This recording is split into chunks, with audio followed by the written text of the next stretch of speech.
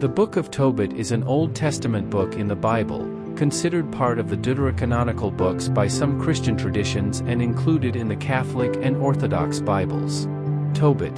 The Book of Tobit tells the story of Tobit, a righteous Israelite who lives in exile in the Assyrian city of Nineveh. Despite being far from his homeland and facing various challenges, Tobit remains faithful to God's commandments and is known for his acts of charity, including burying the dead.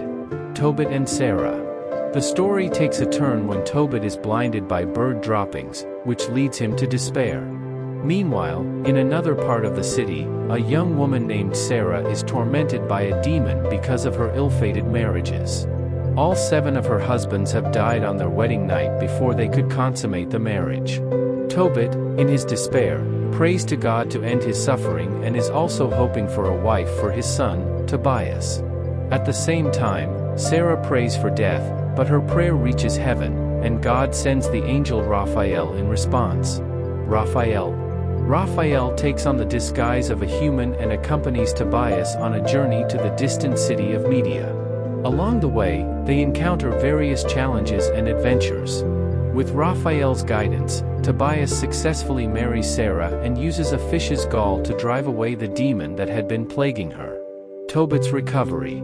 The story also revolves around the recovery of Tobit's sight through the use of fish parts and the safe return of Tobias and Sarah to Nineveh. Tobit's sight is restored, and he rejoices, giving thanks to God for his mercy and providence.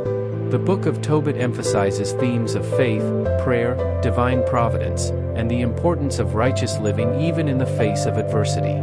It is a narrative of faithfulness to God and the recognition that God answers prayers and cares for his people, even in their times of distress.